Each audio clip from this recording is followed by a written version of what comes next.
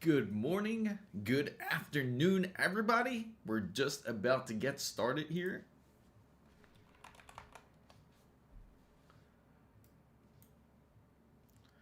So yeah, if anybody came to the other streams on Saturdays, it seems that for some reason once I swap it over to members only mode, then it will for some reason post it up as a members only chat.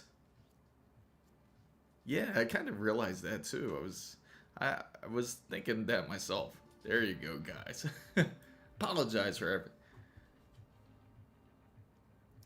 All right, we're just about to get this show started here. Hopefully everybody's been well. Welcome everybody, and of course it seems that social stream's kind of acting up there. There we go.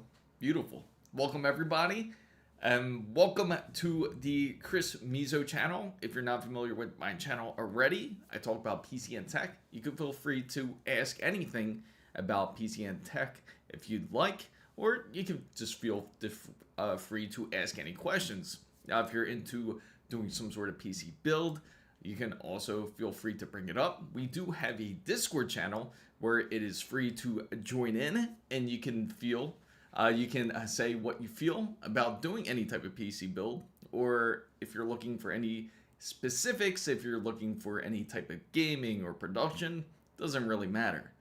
So, yeah, oh, you did. You went with a odd case option. Which kind of case did you end up going with? The Dark Flash DY45 1 liter Pro. Huh.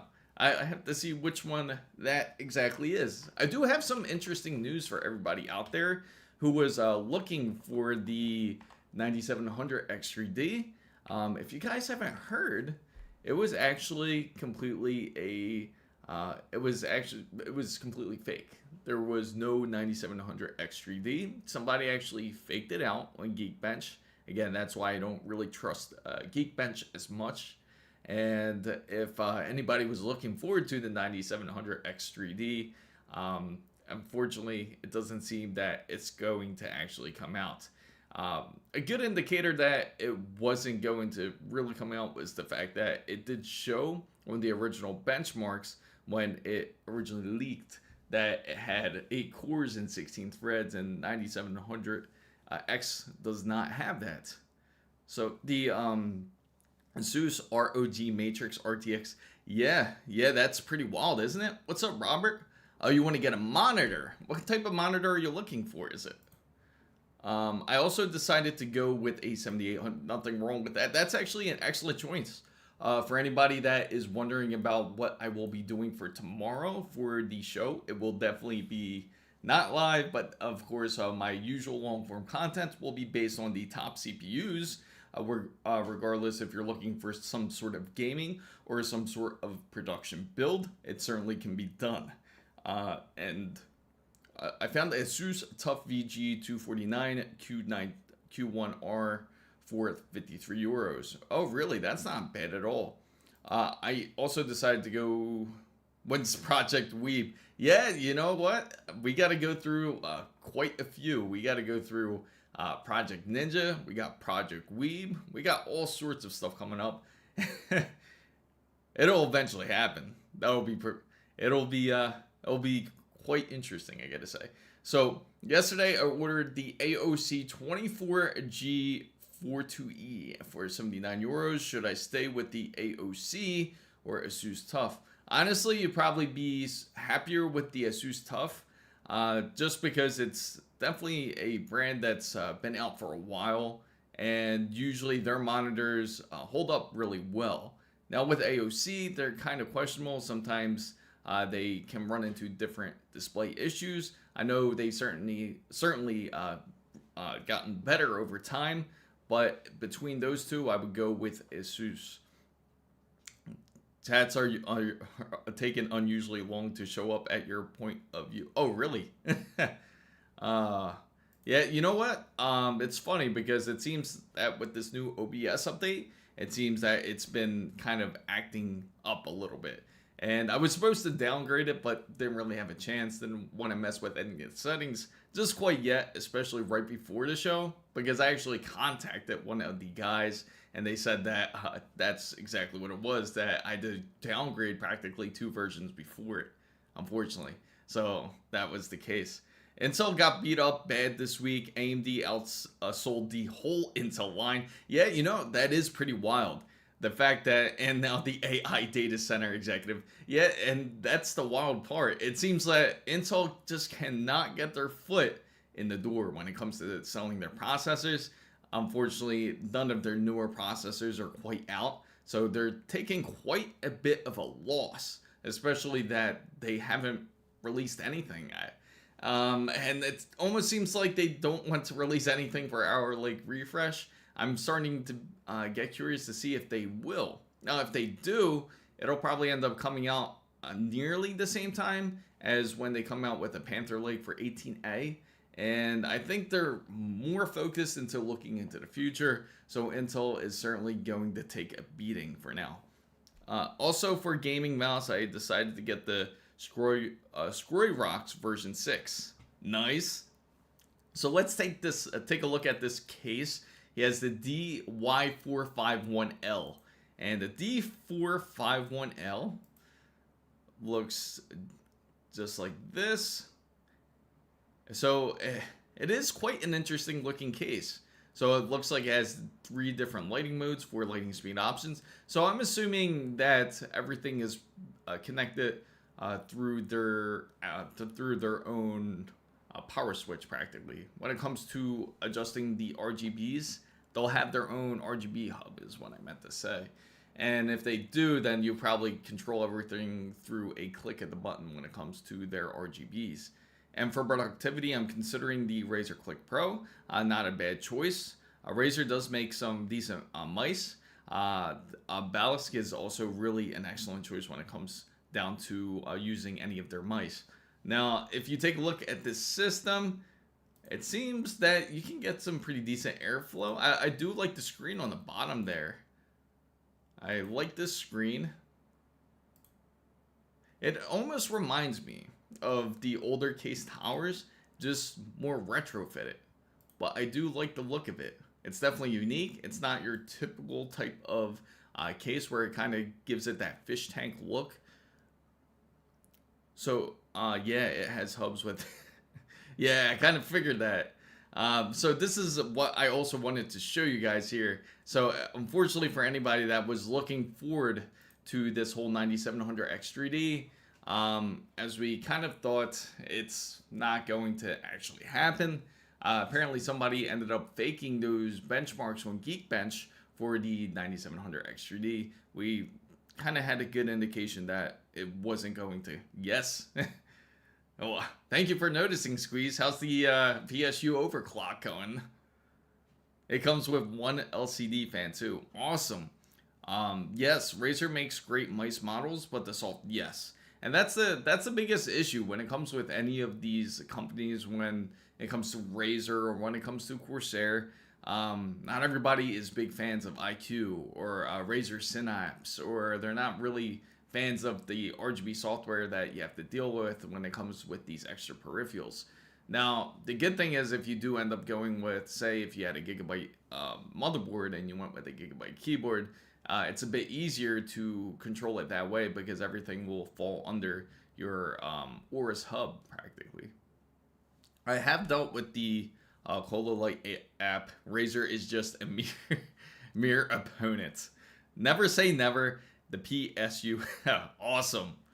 Never, okay, so when it comes to, and also when it comes to, like, if you have, like, a mix of components, if you have a mix of, say, like, motherboards, like, such as, like, an Asus motherboard, and then for some reason you have a Gigabyte cooler, there are programs out there, such as OpenRGB and Signal RGB. They're all great programs to be able to have everything in one place. And yes, that does include peripherals such as Corsair or Razer or Thermaltake or whichever that you decide to go with, which makes it much more easier.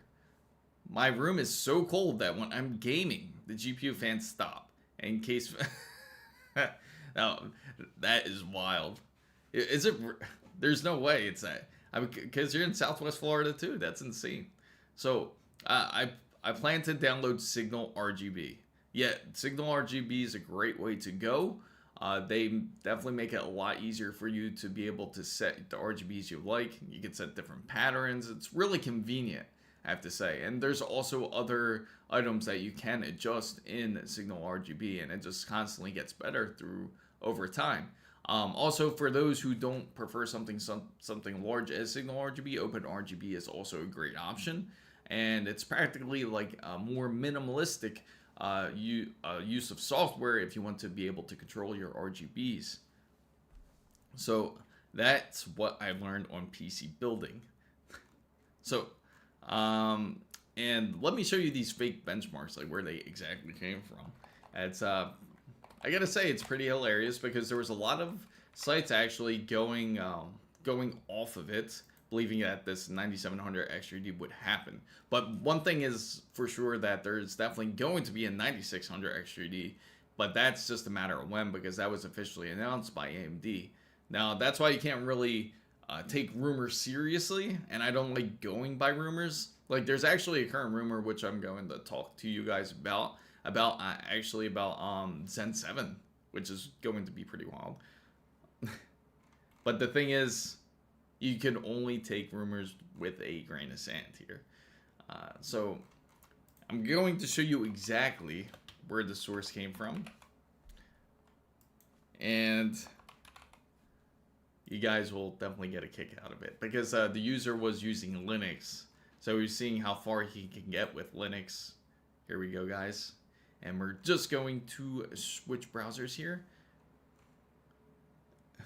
That's why I learned about PC building. When you buy components, buy all the same manufacturers, like the case fans. Yes, absolutely. It definitely makes it much more easier.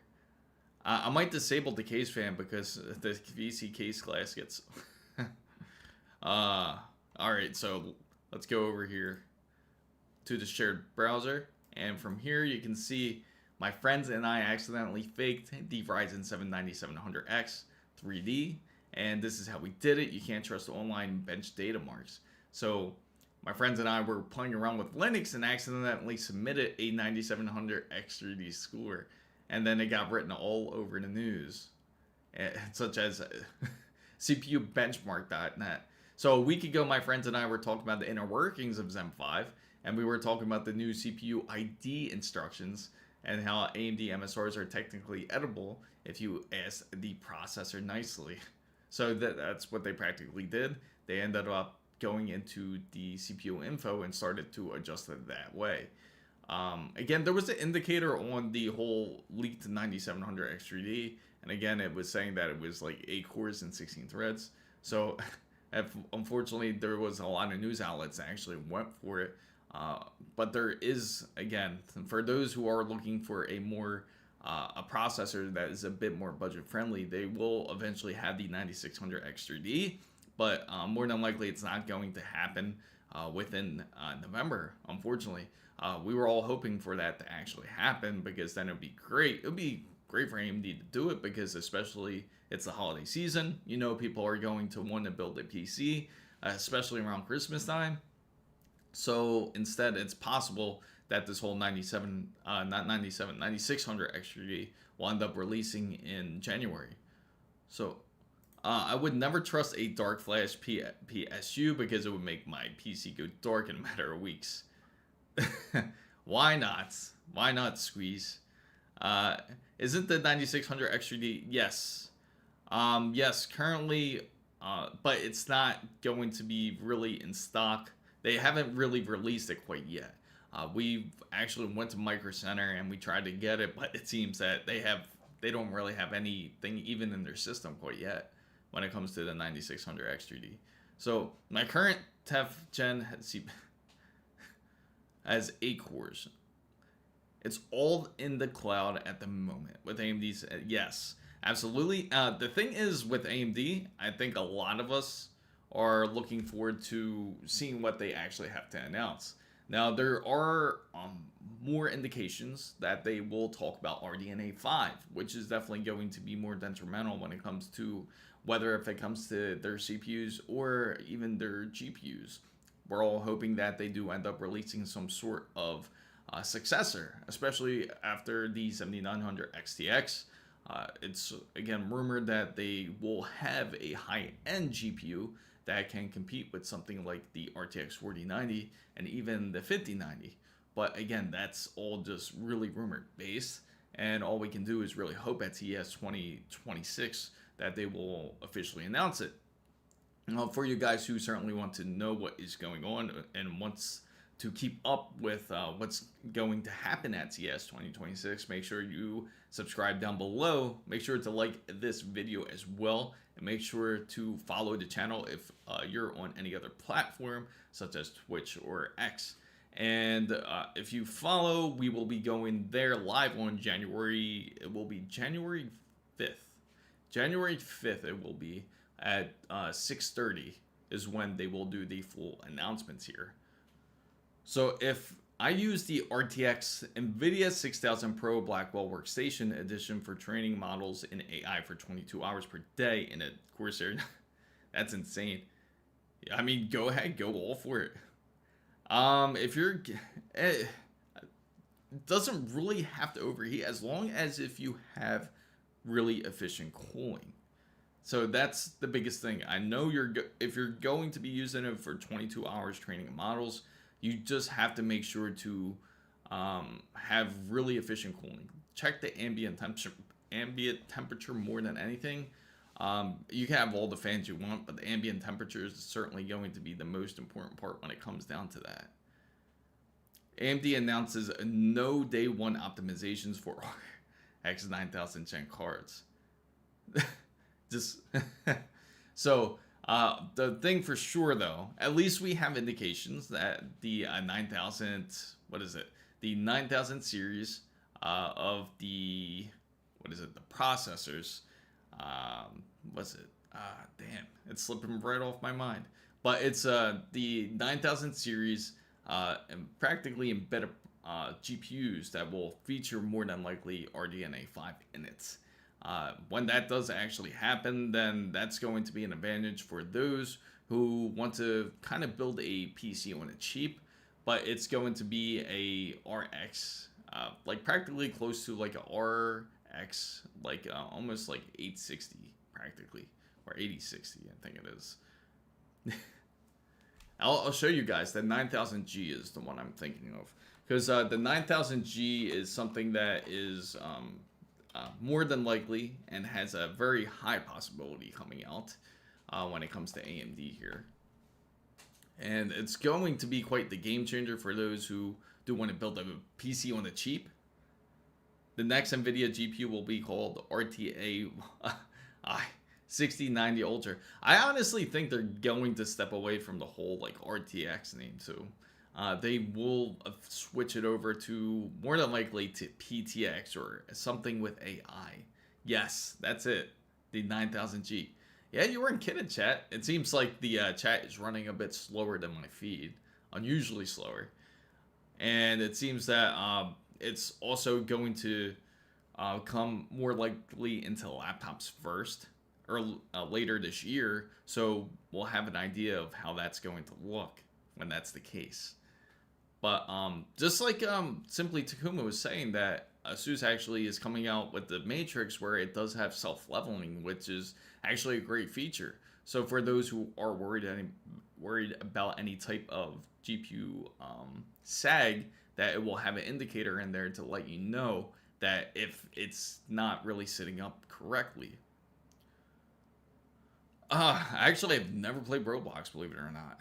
Yeah, it absolutely seems like it's running a bit slower for some reason today. Not exactly sure the reason why that part is, but you know what's funny? I know for a fact that YouTube is doing this thing where they're trying to add this whole horizontal and verticals at the same time. They said it was going to happen this week, but really hasn't quite happened. So I wonder if that's what they're trying to do is adjust the system in that type of sense. But I just wonder when they'll actually do it.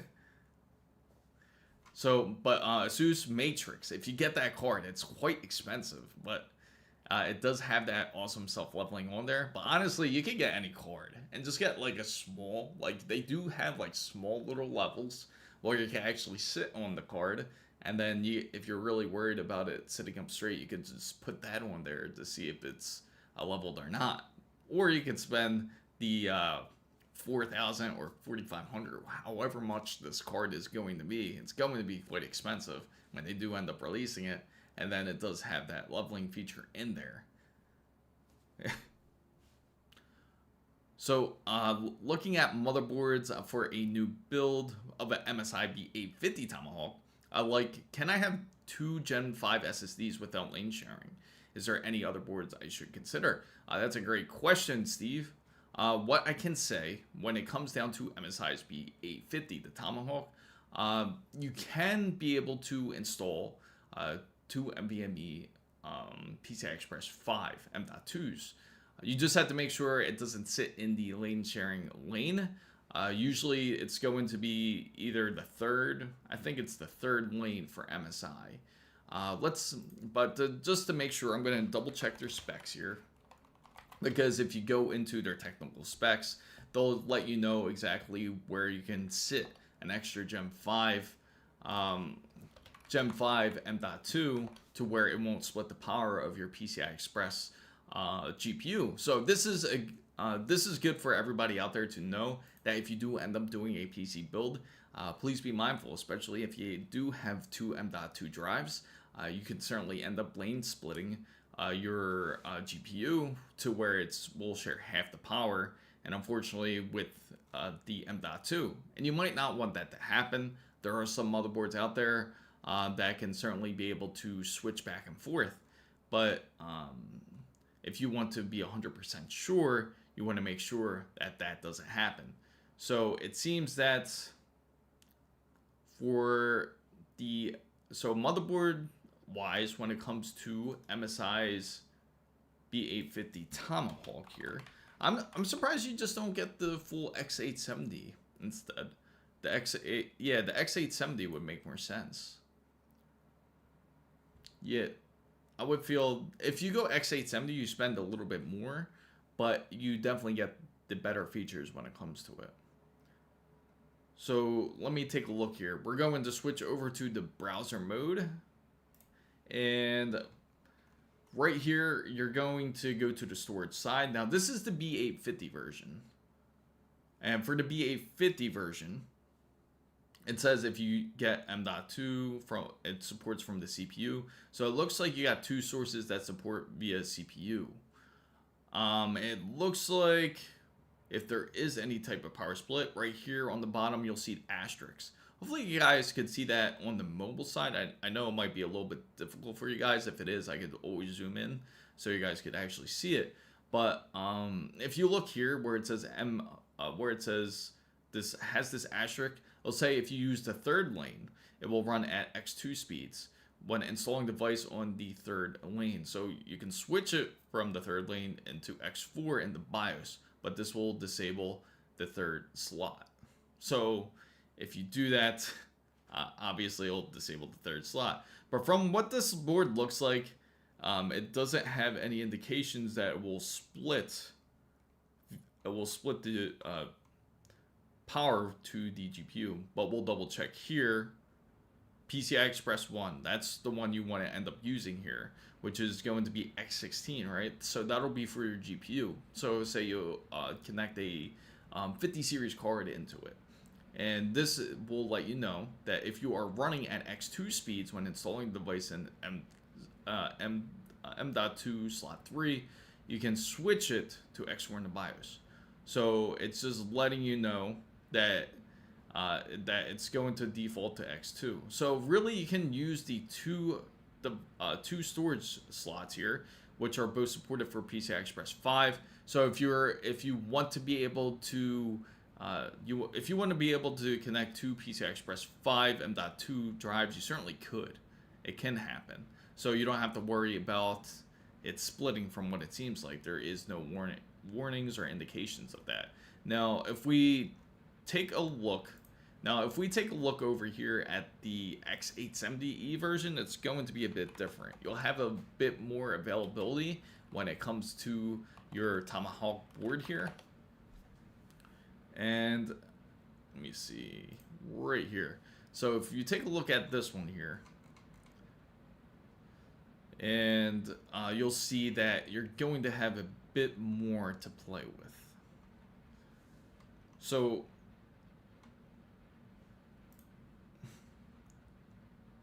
on the storage side, you will have, again, the same, practically the same when it comes to the where it goes to the CPU, where you get the storage from.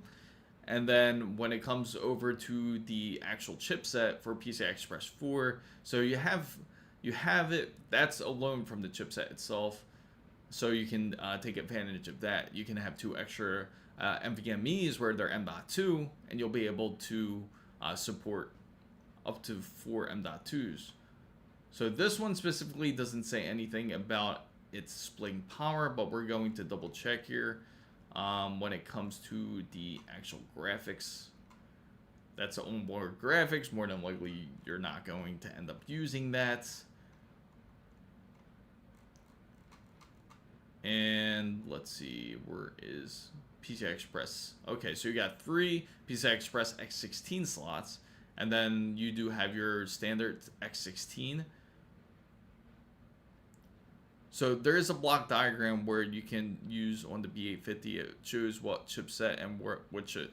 That is true. The block diagrams are also good to look at too, if you want to get a good indication of what type of usage is being used up, especially in something like this. But from what it seems like on the Tomahawk boards, they actually dropped down the whole PCI Express 5 on purpose, which is a good thing.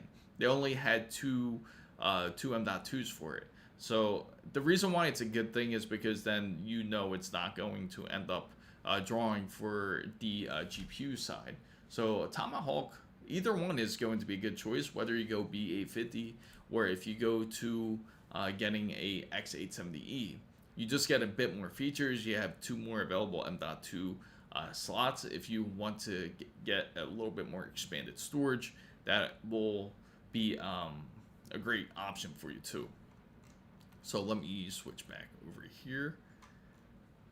So yeah, so I'm hoping that this whole 9600X3D does end up releasing sometime soon, and it would be great if it did.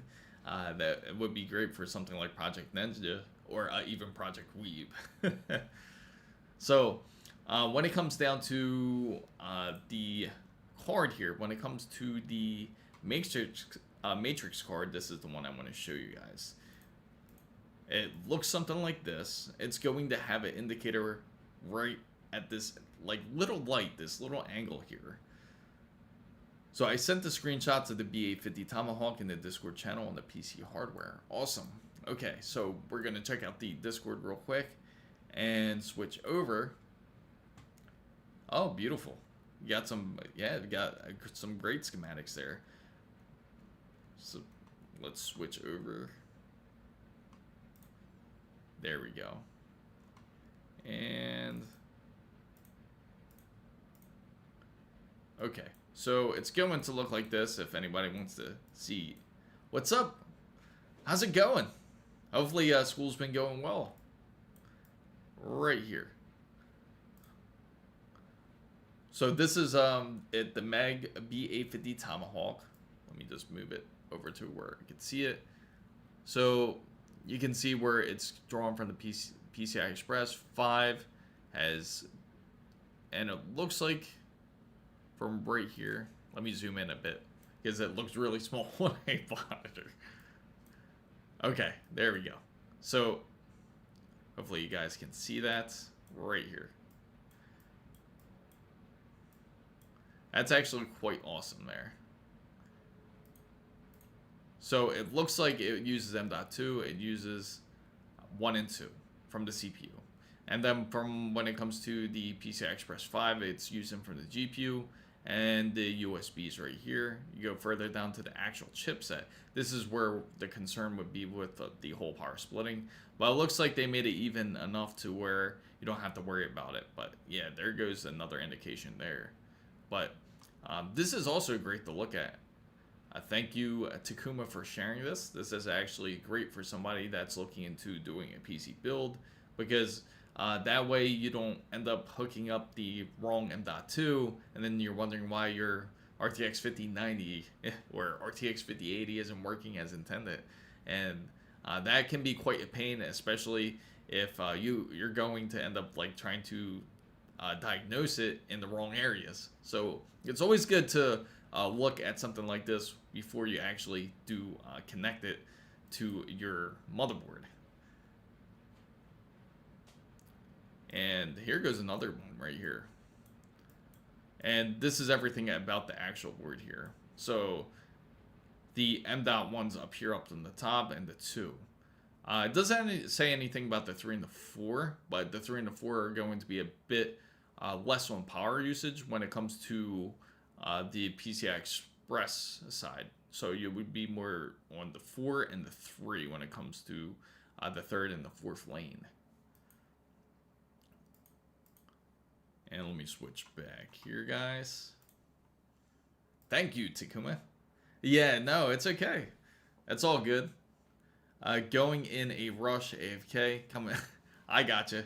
So the new GPU that Video Cards does show, which is the ROG Matrix or RTX 5090. So if anybody's interested in getting that card, it does have level sense on there. So it'll actually give you indication to let you know if the card is a bit off. What's up, Alex? So let me just show you what it looks like here, guys. So it has this level sense technology, so it would show up on a screen like this. So if you guys end up getting this card, it'll let you know if it's not really sitting, if it's sagging by any chance. And the way it does it is it'll let you know through the software right here. And it'll say that the threshold value is, it looks like, at 0.10. A warning pop-up will appear. The detected position of the graphics cards exceeds the preset threshold. So I'll let you know, like, hey, if this card's not quite sitting right, just adjust it by this much. And then by then you'll have the card sitting up correctly. So it's pretty crazy where they have something like this. But it's definitely a great use and advantage to certainly take if you end up getting a card such as this. Now, when it comes to GPUs, especially larger ones, it's always a great idea to certainly mount it on correctly. Because if you don't mount it correctly, it can cause a significant damage. There was somebody that actually ended up buying a PC that they bought off of something like Facebook Marketplace. They bought it used, and as soon as they took it home, they were saying, how can I fix this? And if you took a look at how the CPU ended up the PC ended up looking, it actually looked like the GPU actually started to sag, and not just like a straight position. It was sagging at an angle. And once you see something like that, you know that it's not going to be any good at that point. So, Wagatao says, is an online UPS mandatory for a high-end PC configuration like having the RTX 6000 Pro Blackwell Workstation Edition and other high-end CPUs and 1600 watt power supplies, high-end motherboards like. So are you asking if it's mandatory to have a high-end? It's a good, if you're going to spend money on an RTX 6000 Pro Blackwell station, like you want that type of station, you should certainly buy the better parts for it, because you're just going to end up limiting the RTX 6000, and that's something that you don't want to do. But yes, you're definitely going to need 1600 watts at the minimum, and you don't.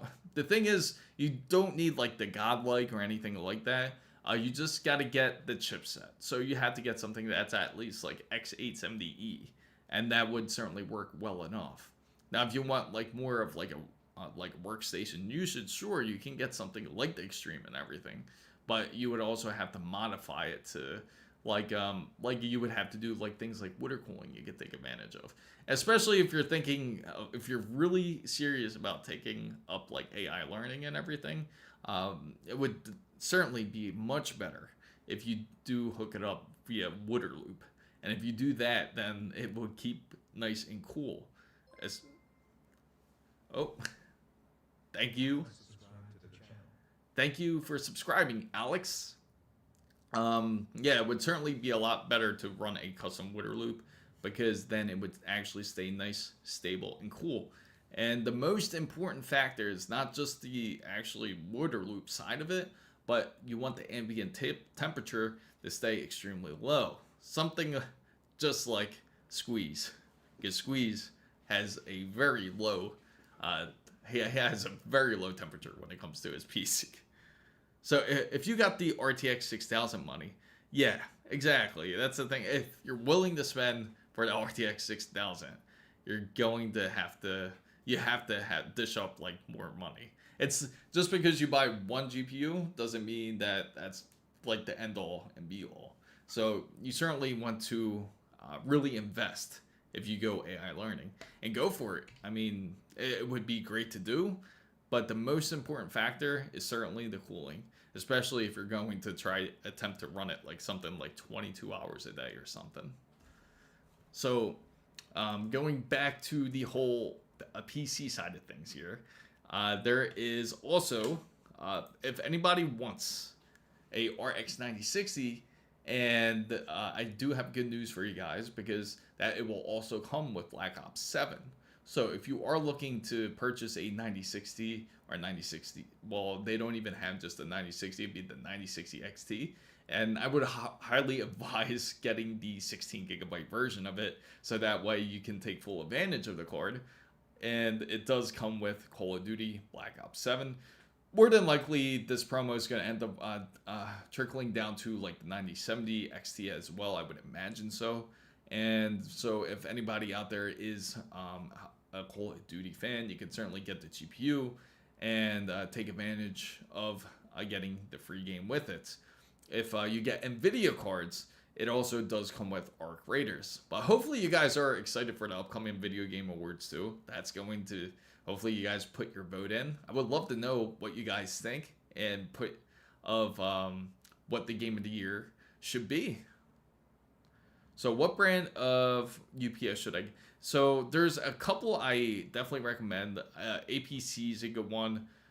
There's one I actually got here. Let me show you real quick. Let me see. I actually got it right here.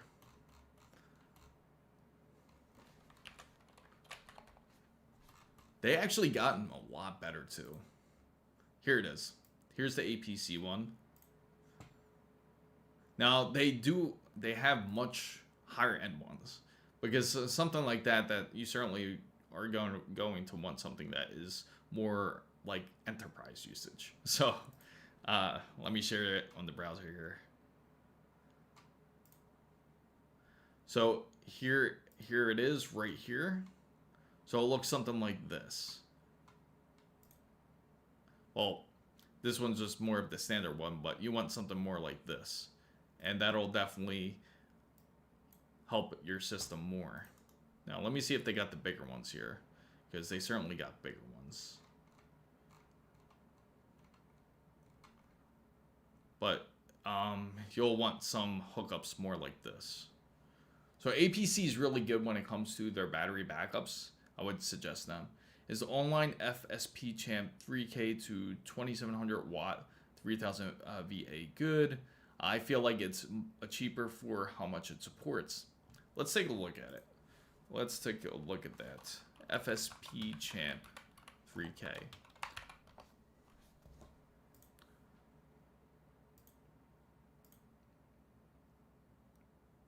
There you go. That's exactly what I was looking for. Something more like this. Output power 0.9, wide input 120 volts to 300 volts, converter model, eco mode for energy saving, generator compatible, charger for 6 amps. And let's see down here, input voltage range 12 volts, 4 hours received, 90% capacity. Honestly, it looks pretty decent for the most part. I would say something like this would be certainly doable if you're able to hook this up to your system. So even at 100% load, so this is runtimes based on test fully charging new batteries at normal operating runtime. Yeah, this looks decent actually. It's like $600 when other UPS are like $1,500. Well, yeah, the more higher you go, obviously it's going to demand a lot more, because think about how big of a system you're technically running. So because you're running such a large system, you certainly want to protect it. So I would say, yeah, I know they can certainly run up a lot higher, but this honestly doesn't look like a bad deal. And FSP is actually pretty decent. So yeah, but I haven't seen their actual battery backups, but this seems like this would definitely do well. But yeah, definitely a great option for you.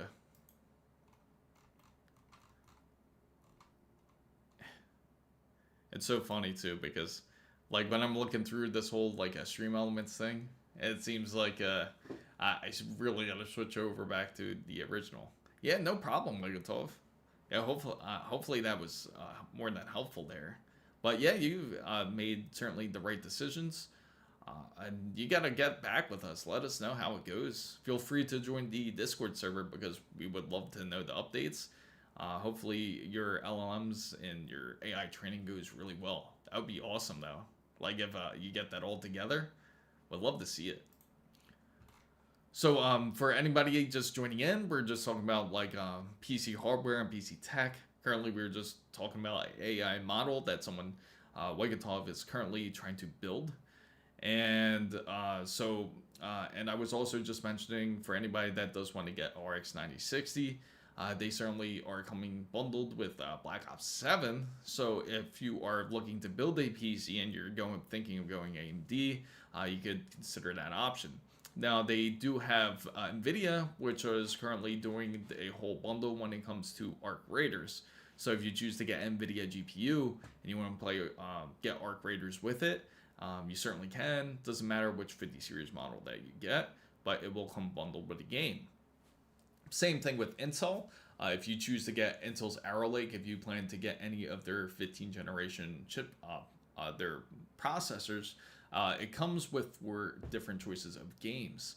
Now you can choose between the 4, which is going to be Civilization 7. You also could get Assassin's Creed Shadows, or you can choose to get what's the other one? Dying Light, and there's one more. Oh yes, not Borderlands 4. What was the other title? There was one more other title that you can choose from, but if you choose to go with a Intel build. Unfortunately, on the AMD processor side, they don't really have anything quite going for them. We've talked about how expensive RAM is getting, especially when it comes to building PCs. It just astronomically keeps going up in pricing. If you guys haven't seen it, if you take a look at how expensive RAM is, it's just incredible. In fact, let's take a look. We'll take a look at PC parts pickers just to get a good indication of just about how much the pricing is going up. So this is all on PC parts picker, where they actually have graphs where they kind of track the pricing when it comes to getting PC components. And when you take a look at this, you might feel like, man, this is ridiculous, because it's just going to get more expensive, because more of like things like ChatGPT is more of the main ones. OpenAI is taking advantage of buying up all the RAM, which is causing this shortage that's apparently going on, and which I will get to in a bit, because this is also going to pique some interest too. So this is just DDR4 here. So when you take a look at DDR4, you can see it, just the influx of the pricing just quite go up there. It's going from like 40 to nearly double the price of nearly almost $100 just for some RAM, just for a DDR4 here. And if you go over to, let me get back in there. So if you go over to even the DDR5 side, like if you're just looking to build a PC, and take a look at this. Obviously DDR5 is more current, so it's going to be a bit more expensive. So if you just try to get the more standard one, take a look at this, 6,000 megahertz, right? So you're getting about 100, originally it was $140 about a year ago. Even if you go back to about March, it was about $140. And then even April went up slightly, not much, still like 143 about. And then by the time it hit today, $250. It's $250 to buy just some RAM when it was just nearly only, again, it was half of that price just a couple months ago. And just by September, it was still around that about that $140 range, $130, $140 range. So if you take a look at how expensive it is, even if you look at the 64 gigabyte the RAM kits, they're getting more expensive themselves, because take a look right here. If you look in even as early as here, as in between August and September, it's reaching just about like $210, $220. That sounds normal, right? But you look at today, if you look for 64 gigabytes of RAM, it's going up as high as up to 60 right there. Apologize on the mobile viewers side there. You can see that it's nearly $500. I don't want to talk about how much I spent on RAM this week. Yeah, it's quite insane. And the thing is, it doesn't seem like it's going to end anytime soon. Whoever has purchased RAM is certainly feeling it, especially if you need it for your PC build, because it just seems like if it's not one thing, it's going to be the other.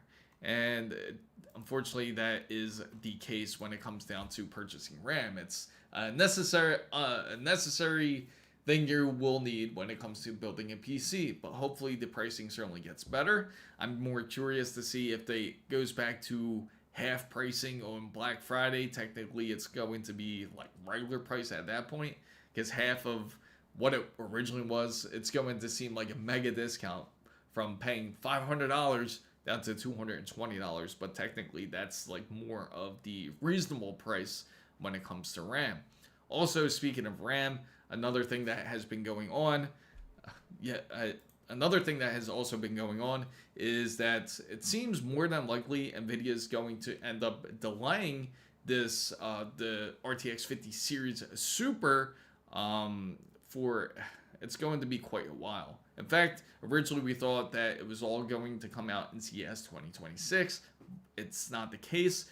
NVIDIA seems that they are not going to come out with any real product. Then we might see iterations of 5060s, 5070s, 5080s, and 5090s, but we're not going to see any changes when it comes to the Super Series. We were all hoping during the GTC Summit that NVIDIA would certainly show the Supers, but that's also seeming less likely. Also, when it comes to Computex, we were looking forward to seeing if NVIDIA would pop up then, but it also seems that's also not going to happen. Do you remember the 21st night of September? So what happened on the 21st night? So what if they just downed the VRAM amount like they did with the 30 series, and they were going to have the higher VRAM, but they had to lower it due to the chip crisis?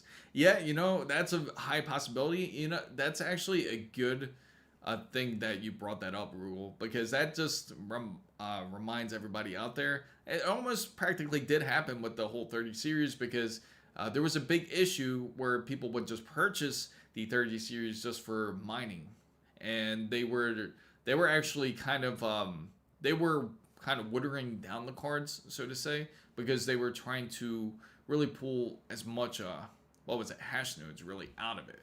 So they would have like almost like a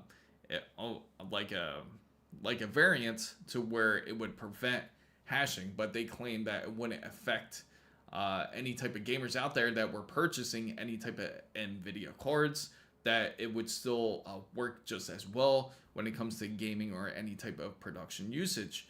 What's up, Lunaka? Welcome in. So also, when it comes to the NVIDIA, it seems that they are going to delay it to the point where it's to unforeseen date practically. They're already saying that because that there is such a shortage of trying to get RAM, and that everything is pretty much far behind in plans, that the Super is more than likely not going to happen until temporarily, at least, until the whole RAM shortage gets resolved. So that's just how bad it is, at least from what these companies are at least giving out.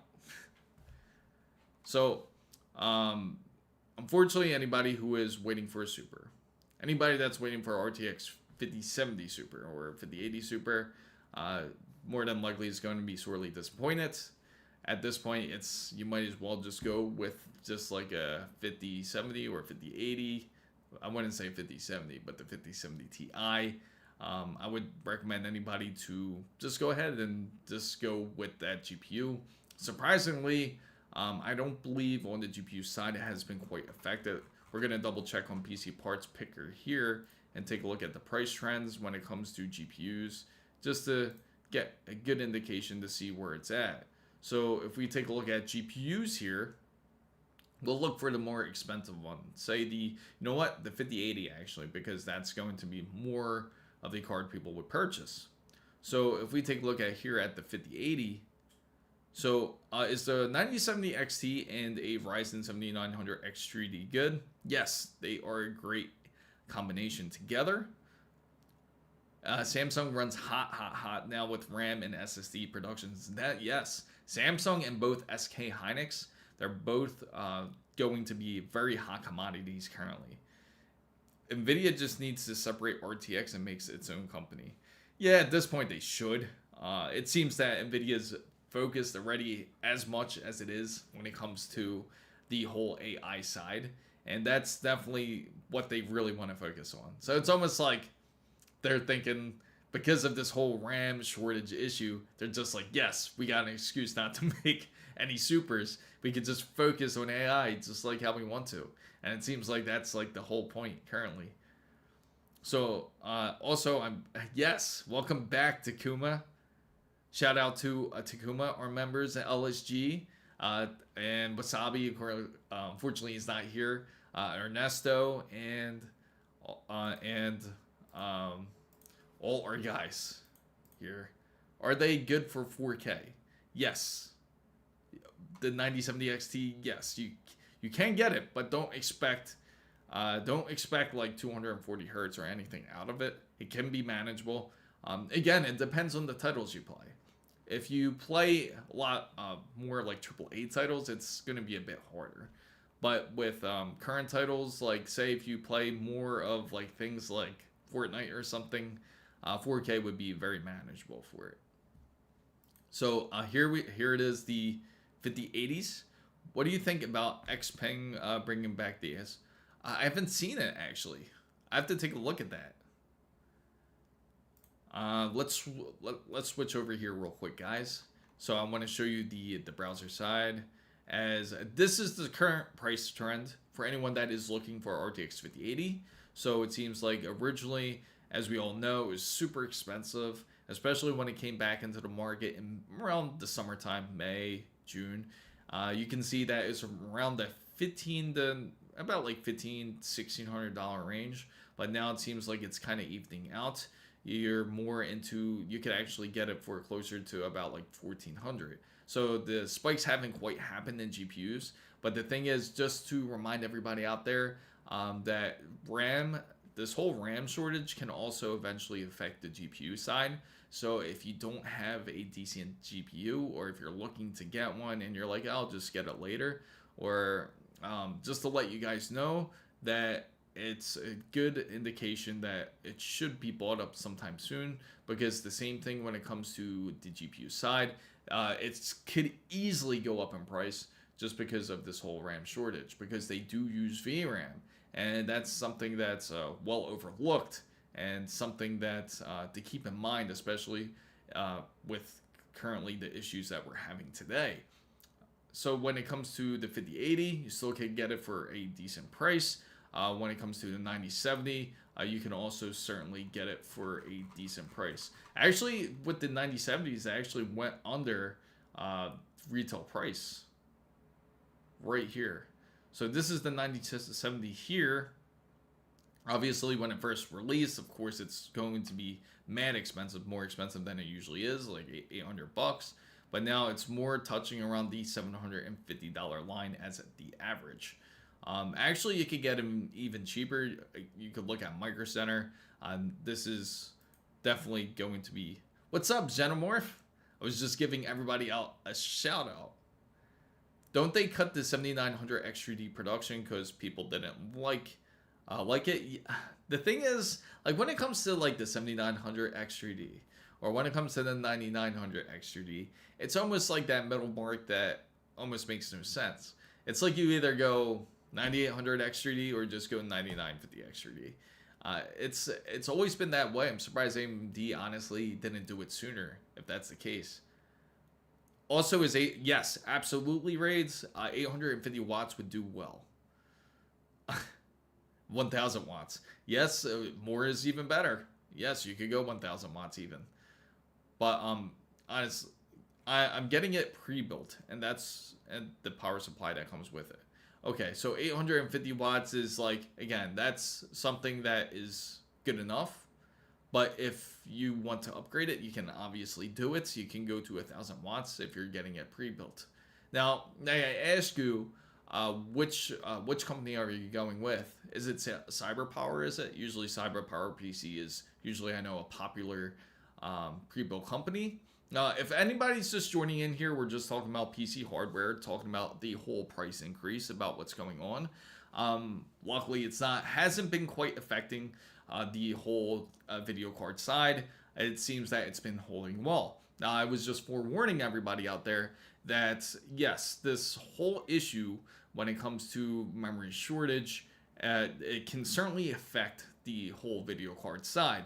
So if you don't have a decent video card now and you were thinking of getting one, it's a good idea to do so. If you don't get a video card now, you may regret it 2 or 3 weeks down the line, because when it actually ends up going up in price, don't be surprised, because when it comes to the RAM side, it doubled or even went nearly tripled the prices depending on the type of RAM that you look at. So just to forewarn everybody out there, the very same thing can happen to the GPUs, just because of how high the production is currently with both Samsung and SK Hynix when it comes to memory. So definitely get a video card if you can. Again, feel free to join the Discord right down in the description box down below. And also, if you're also on Twitch, make sure to join in at chrismizo.com, just like how it sounds, just like how you see the name. You go to that website, just click the Discord icon, and that will let you join in on the server. So my English, my English teacher is a demon. Oh yeah. Oh, what happened? What did he do? I mean, you do really well on here, at least from what I see.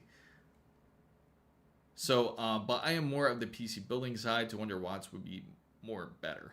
So I run a overclocked 5100 XT, and I run a overclocked 6900 XT on a 750 watt.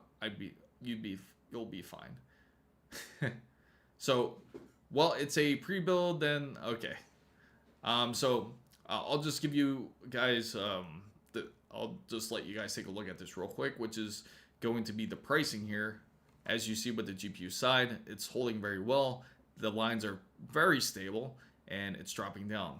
Like, take a look even at the 7600 XT. That's got to be off. That means that that's off the market currently. The RTX 5090 has been dropping up, and you see like even the 5090 slowly starting to creep back up. And that's a good indication that it's going to end up popping back up, which is not going to be a good thing. You see how low it was between September and October, and now it's slowly starting to creep back up. So again, the 5090s is the first indication to look at. If you start to see 5090s go up in price, that's not a good thing, because that means also eventually the 5080s will follow, but it looks like currently the 5080s haven't been following, which is a good thing. if the 5080s haven't been following just quite yet, that would actually be a decent purchase. 5070 Ti should be pretty stable for the most part. It's still on the downtrend, which is a good thing. And again, if you compare it over to the whole memory side, when it comes to the price trends, it's just insane. And I'll show you the number one scariest one to see. Thanks so much, Raids. Appreciate it. Make sure anybody that's joining in, make sure don't forget to like and subscribe to the channel or follow the channel on Twitch. Would really appreciate it. So take a look at this. This is the average price, right? Again, August to September. Look at that. That's around $200, right? Around $200. So when it goes up, it's nearly double. It's like $220 was the average. Now it's nearly $500 for, again, a set of RAM. Just regular 32 gigabyte, 64 gigabyte kit, I should say, at 6,000 megahertz at, say, CL30. So it's going to cost you a lot more than it should. In fact, we could go to Micro Center even and take a look at it. And if you take a look at this very same kit, 64 gigabytes. Just don't raise the price of gold. 5080 will, just because gold has gone. You know what will go up, Genomorphin, is the fact that it will end up. If you get the what's it, the Habib, the Habib edition, the one that is practically all gold, that will certainly go up. A 9070 XT will do fine, in my opinion. Absolutely, 9070 XT is okay, but when you run a game, I'll let you guys talk in the chat. So take a look right here. Corsair Vengeance RGB 64 gigabytes, $400. That's actually not bad. So if you have a Micro Center, that's where you want to go. $400, right? And now, if you take a look at Newegg, because Newegg is accessible everywhere, right? You're going to see the pricing be even more higher. So, again, 64 gigabytes. Don't care. Get out of that. All right. Let's go. Okay. Now take a look. See the big difference in pricing, like when you look online on Newegg. Now, when you look at this, you might be thinking, oh, that's kind of scummy. Right? That's kind of scummy that Newegg would do something like that. G-Skill rips jaws. Not even RGB, $650. You take a look at Team Group. That one's more of a fair price, nearly $500. But again, you get a much better deal at Micro Center there. The Hob. Yeah, the Hob. I thought so. The Hob. Yeah, well, neither will a 57. Asus ROG Astral, yes. The Dahab edition. Egypt, it's 300 on a CompuMart. That's actually a great deal. If you can still get it, I would do it. Playing modern games. So, yeah, 64 gigabytes. Insane, right? Like, if you get G-Skill Rip Jaws for 64 gigabytes, $650 if you get it from Newegg. But when you compare it to something like, again, Micro Center, it's just like a much more different price here. That's actually a good deal. That just popped right in my face there. Just to let you guys know who are looking to get a PC build and you want to start off with a decent GPU, you got a 9070 XT for $600. That's actually an excellent deal. But anyway, let's go here real quick. 64 gigabytes of RAM. We'll just look over in the general side to see if we find anything decent. Again, $400 is honestly not bad. This makes no sense to me where this is a little bit more because it doesn't have RGB, but it's more. Tell me how that makes sense. And they're both CL30. Yeah, that's ironic. I'm assuming that there's more and more people that's actually getting into the whole getting into LLMs and AI. What's up, Braids? Hey, Chris Mizo, what time are you live? Oh, yeah, sure. The next time I'm live is usually I'm live between Wednesdays and Saturdays. Now, Wednesdays, I come on at 6 p.m. Eastern Time to about 8 p.m. And when I come on Saturdays, it's usually between 8 a.m. to 10 a.m. Just to let everybody know out there, those are my usual live times. I do end up streaming randomly through the week when I can. Just to let everybody out there to know, I do have some new videos coming out soon, some long videos, which is going to be based on the top CPUs for everybody out there who does want to end up purchasing to start building their PC. Definitely a good time to do so. And also, chat, please let me know if my camera does end up like shutting off or anything, just to make sure that I got the camera keep going, because I got this whole new setup that's going on with this camera. So far, it's been decent. So hopefully it continues to stream well. This power supply seems like it's been working well. But if I have to have any additional cooling, it would be great to know, because the only time it will end up shutting off is because apparently this camera gets a little too hot at times. So, yeah, no problem. Thank you for coming back, Lunica. No, it's all right. Chris, do you have those the shoes called Tesco there? No, I definitely will look at it. It's Patriot Viper Elite 64 gigabytes. That's again, if you look for Viper here, I bet it's, for some reason, Viper is really expensive right now on our side. Because if you take a look at Viper, take a look, $490, and this is for the Viper Steel 64 gigabytes at 6,000 gigahertz. Oh no. This is DDR4. Wow, that's expensive. That's actually really expensive for DDR4. It should not be that much. Should nowhere be that much. DDR4. That's CL18 CL. I guess they don't have any left. Maybe they had a decent deal on it originally and everybody bought it up at Micro Center. But unfortunately, this is all DDR4 that they have right now. So RAM or PC, but look at the good side. It's another crisis to farm for content.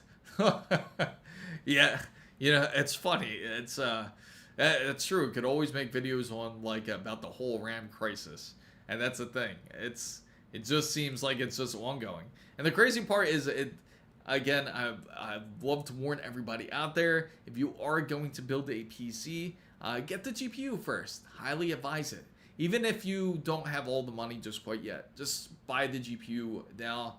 You won't regret it, because later you will. You don't want to end up spending $2,500 on a RTX 5080, because that is a very high possibility. One good deal in Egypt is the Newegg. The Lian Li 1200 gold PSU is 150. That's not bad. That's not bad at all for a full 1200 watt. It's a regular grocery store, and bought the Logitech G502 Plus X from the... Oh yeah? Did you really? Ah. Yeah, and why does YouTube have to do this at times? It's pretty annoying when it ends up kind of causing this lag. It's funny because everyone in the chat is trying to talk, but it's just like, it seems like I'm receiving everything really slow at my end. So I do apologize for the late response. I will respond to you. It's just YouTube is acting up a little bit today. Twitch, hopefully you guys have been good. How's everyone on the Twitch side? I have to say, has the stream seemed decent? Has it been smooth so far? Every second chat that I write, internal error is occurring. Figures. Again, if anybody on the YouTube side, you guys are more than welcome to go to the Twitch side of if you are experiencing any issues. Well, ain't no way what happened, Squeeze. The pricing, right? You're looking at the pricing. It's just incredibly expensive. Will you be live 30 minutes from now? Yeah, it should be. Yeah, get your Burger King, bro. My Dell Optiplex is, I'm getting ready to sell. It has a second. Oh yeah? 3-second boot time. Awesome. The funny thing is there is currently like a high market when it comes to people looking at laptops and looking for PCs. So if you're looking to build a gaming PC, please get the GPU first. I don't want anybody to have any horror stories, at least, about buying GPUs in the near future. Also, you know what's happening at CES 2026? Samsung has unveiled, I don't know if you guys got to see this or not, but Samsung has revealed that they will be having LPDDR6 show up at CES 2026. So we're almost in that, we're right there at that line to where DDR6 is going to be soon. Where DDR6 is going to be the next thing coming up. Now it's LPDDR6, so this is going to be more into the laptops, tablets, the gaming handhelds, ideas like that. You probably see it ideally more, but eventually DDR6 will kind of break off of it, and we'll end up seeing that more into the enterprise usage. For those who are more into dealing with things like LLMs or dealing with AI, you will certainly want to take a look at something like that because it's going to be a much more quicker technology. We more than likely for the consumer side, like when it comes to the PC usage, like if you want to build a PC that has DDR6, we won't see it probably till we might. You know what's funny though, guys, is the fact that we might actually see DDR6 before GTA 6, ironically. So that's a possibility. So it's the Clev Kraz DDR5 32GB 6400 MHz 30CL. Yes, it's decent RAM. Now, when it comes to that brand, they're okay. They're not going to be the best when it comes to RAM, but if you can get it, just get it. It's something to have for now because it's very hard to be able to get some decent RAM currently. So DDR4, I could sell my 64. Yeah, you know what? If you're holding back, if anybody's holding out back some RAM, you could easily sell it and make some really good money off of it. So my 9-year-old cousin ran away from him. My mom yesterday because he wanted some ice cream, and she said no, he ran away. It took us. Oh really? Where was he? That's funny. Yes, I think we'll see DDR6 before GTA 6. I'm no kidding. I think we really will. You know, the good thing is we all have to be thankful that GTA 6 is going to end up releasing later. And I'll tell you exactly why. Because now, when GTA 6 does end up releasing, I'll have the chance to play it with my grandkids. That's how long I feel like it's going to be for GTA 6 to release. So, we found him because he was sleeping on the street. And after the car, he hit him and a man posted about, oh, really? That's how you guys found them? That's ridiculous. So the man said he doesn't oh, wow. I can't upgrade this. You don't have, it's because you don't have TPM 2.0. You know that, Screeze. Yeah, just get a USB. Do the thing that Microsoft doesn't like to do. That's all I can say. There is a thing that you can do that Microsoft doesn't like you to do and install Windows 11. But it's just not going to be optimal anyway if you choose to do so. Yeah, or even better, just like what Takuma says, Linux Mint is the way. Like Linux Mint is the way to go. If you can't, if you're having issues. And Linux is a great choice for anybody out there. If anybody hasn't messed with Linux or hasn't played with it, like if you want to just experiment with it, it's actually really easy to do so. Like you don't have to install it on your PC just to get an idea of how it's like. I highly recommend just like installing a VirtualBox just to get a good feel for it. And you can see how Linux is. It's like practically, if you don't know what a VirtualBox is, it's practically like, think of it as like an emulator. It's like an emulator that can emulate a PC. So if you can actually install Linux into your VirtualBox, and then you can actually use it just like if it was just like a regular PC.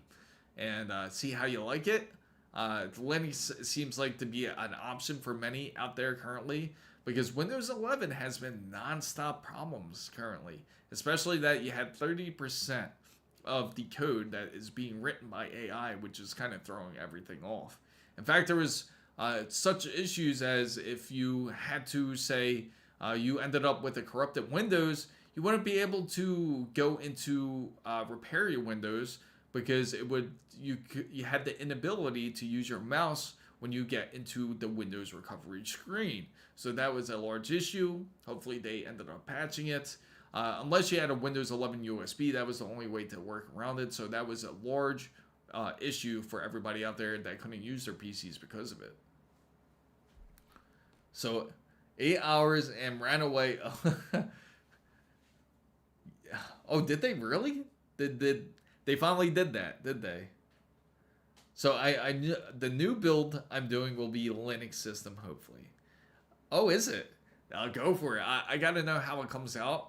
Now, I feel a bit mixed when it comes to, like, if you use Bazite, because if you do Bazite, like the full, like, almost like the Steam OS type of build, where it goes in, you open up your PC and opens up Steam OS, like, practically immediately, it works great, but you have to have a specific monitor size for you to actually enjoy it.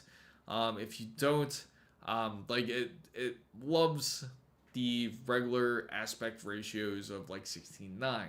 So if you have a 16:9 monitor, it works great. Now, if you have more of an ultra wide, then it gets a bit finicky there. It's more, you still can play ultra wide, but you can't go through SteamOS to play it. You have to open up through desktop.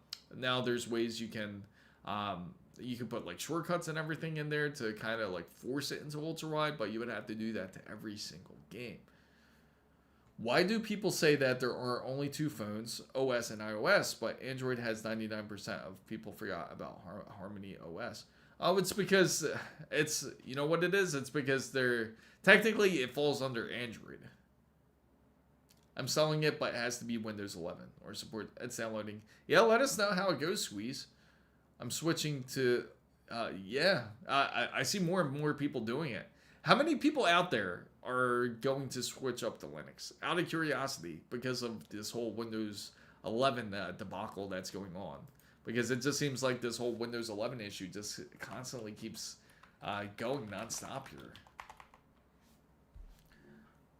I don't know what's happening, all this bad talk about Windows with all these problems, but I've been running the... Oh, really? Maybe the European... No, it's... You know what it is? It's probably because you haven't run into the issues quite yet. And one of the bigger issues, I don't know if anybody has noticed it, was the fact that Windows 11, like when you had a new update, instead of actually like installing the update and rebooting like how it's supposed to, they would give you the option to Windows update and shut down, which is a very problematic issue. That was another issue that also came up. So if you chose to update your Windows and you accidentally hit update and shut down, well, you can imagine how bad that can get, because then once you turn on your PC, it's going to completely forget that it's updating and then cause you to go to the recovery environment. That was like one of the issues that it had. And plus the combination of the whole recovery environment not working with the mouse was another big issue too, where you can't be able to actually recover your original update or original Windows. So again, that was one of the issues that was going on, just to update everybody out there. Do you think the AI bubble? Fortunately, no. I think it's going to be here for a little while, especially that you have a lot of large-scale companies out there, especially NVIDIA, that's investing in it. You have a lot of companies going on the side for it. And speaking of which, I don't know if you guys heard or not, but Apple just practically gave up and said, you know what, I'm not dealing with creating AI anymore. So Apple said, we're going to invest in Google Gemini for our next generation of for our Apple's Intelligent. So tell me what you guys think about that too. But unfortunately, no. The AI bubble is not going to pop anytime soon. It just seems like it's getting... feels like more like just the beginning more than anything. Originally, I thought it was... To be honest with you, I originally thought that whole AI thing was just going to be like 3D TVs, just in and out type of thing. But unfortunately, I feel like it's more or so here to stay. So if you add a NVMe to NVLink adapter to the back of the PC, will it be? I mean, it can. It could honestly be decent. I mean, if you end up like hooking up to like, say like an eGPU or something, it can happen. I'm looking to purchase a new copy of Windows 10, but I mean, you could. It might be really hard to be honest. You could get Windows 10, but it might force update you to Windows 11 at this point. It just won't. The only problem is then you won't get any more consistent updates anymore. There won't be any support. You'll leave a lot of security vulnerabilities. There's those type of issues if you choose to go Windows 10 there. So thankfully, I've been updated to the newest Windows. I can understand LSG. I never had those issues. The issues with the failing SSDs also was never occurred. I am staying with Windows 11. Linux is too much of a change. I can understand Takuma. That makes sense. Because I can say Linux is good, but the problem is that it does take a certain amount of adaptation. So GTA 6, that I'll answer that one really soon. I did the very reverse and switch from Linux to Windows, and my life was getting busier than event. And that's the thing. I agree with you, Rugal boss, because the thing is, when it comes to it, when you do go into Linux, it is very much do it yourself. That means if you guys are not familiar with how Linux is, it's not like how Android is. It is, but it's not. It's not like when you open up an app, it automatically opens up. It's more so if you want to download something off the internet, you have to open up the terminal and you have to put in the code. Like, hey, I want to download this practically. So, or if you want to open up a certain application or software, you have to use the terminal to open it up. Now, I'm not saying it's a bad thing, but it's a bit inconvenient for anyone that is more of a person that just likes to click and go. Like, you would have to use the terminal to update your PC. It's practically, the terminal is your everything when it comes to Linux. If you're not into constantly typing in commands or any type of really, mostly commands or codes, then Linux is going to be quite the headache for anybody out there. Now, it's improved over time because now they have different items where you can actually open up certain applications just by the click of the mouse now, and how you're able to download things off of their version of the App Store. So there's conveniences like that. But there's always adjustments that are needed to be made. So if you're playing a game such as, like, say you're playing some Elden Ring, it has an anti-cheat on there. So because it has an anti-cheat and you say you want to play offline, you just don't want to play online, you have to make sure to put like a bypass for the anti-cheat. And you have to go into the properties and you got to put in a certain code and then it'll let you eventually play it.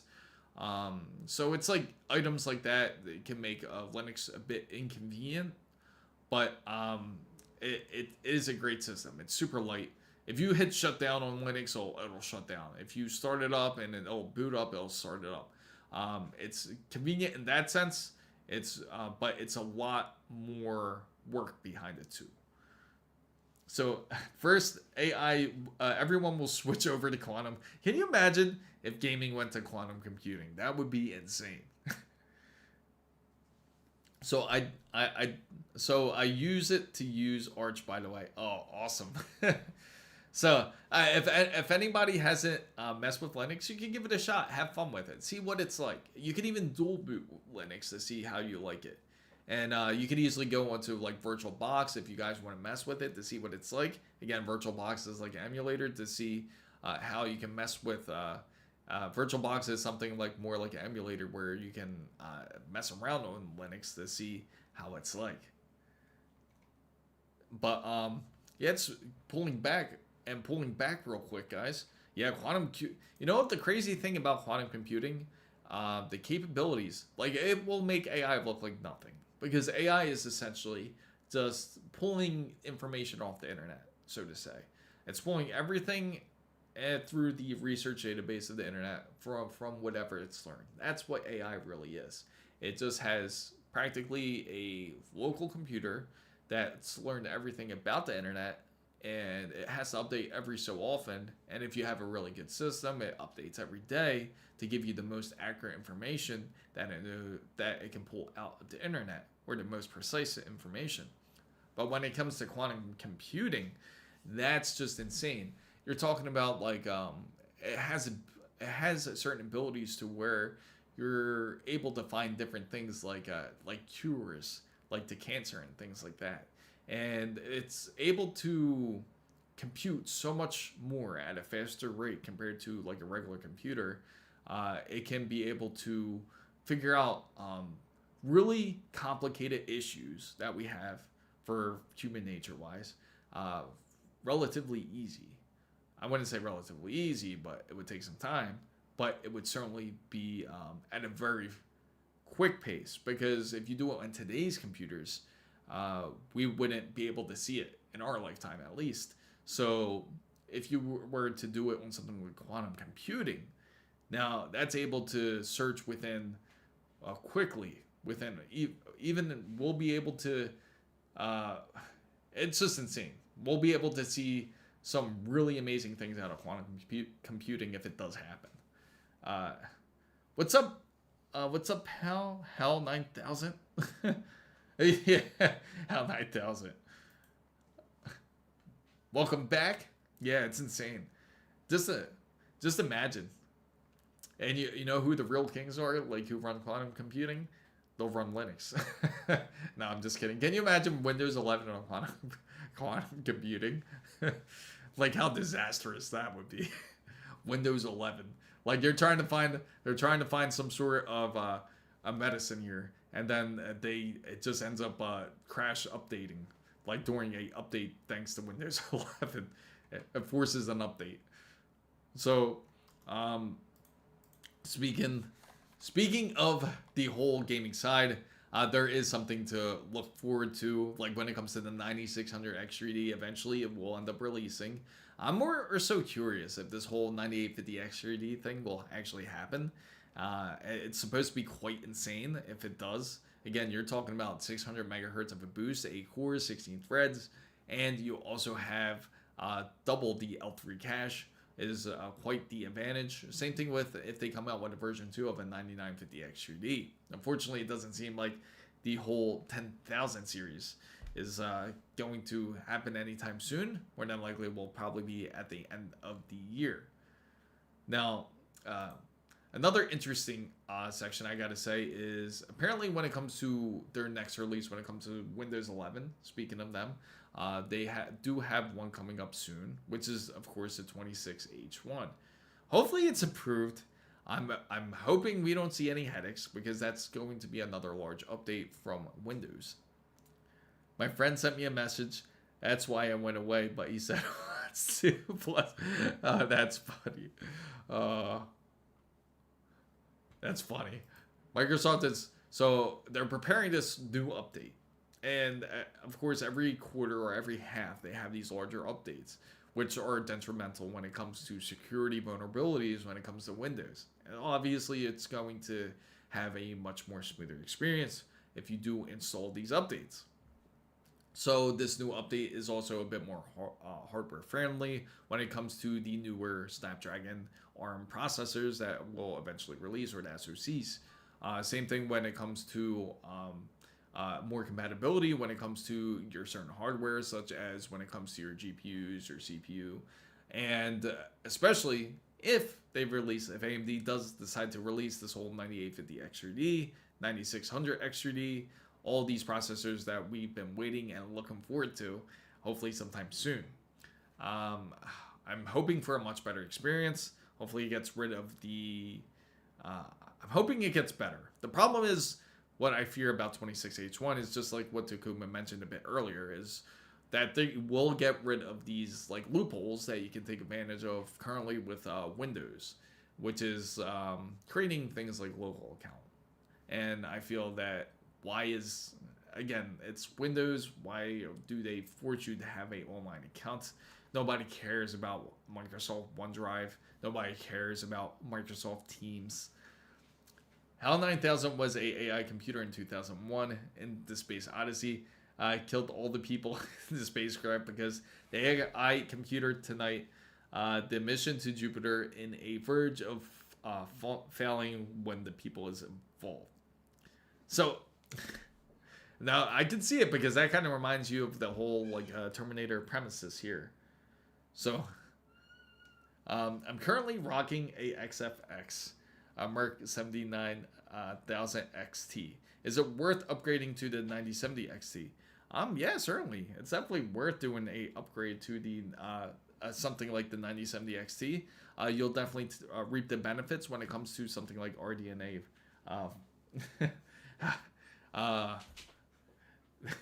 That's just my wife. Actually, today is actually my wife's birthday, so make sure everybody wishes her a happy birthday. Make sure to wish my wife a happy birthday. She's too shy to go in the stream right now. But also, yes, it's worth it just because of the RDNA technology that is currently on there. I mean, you guys can always wait. It depends on how bad you need it, because certainly in January, or on January, is something to wait for, because hopefully AMD does end up dropping something. We're all hoping that AMD does drop some sort of a 90 new like 5090 competitor. It'd be really nice if they did. Yeah, I'll let her know happy birthday. So, yes. She just walked away too. I'll let her know that you guys wished her a happy birthday. And her name is Run. For everybody. Yes, Run. They all wish you a happy birthday. Thank you. I don't think they can hear you because the microphone's. Thank you. Hopefully you guys heard her. So when Windows 11 installs, I'm gonna go sell it. A business is buying them off. Oh yeah? There you go. Perfect. I went from the 7900 XT to the 9070 XT. A definitely huge difference in temps and performance. Oh, yeah. So, yeah.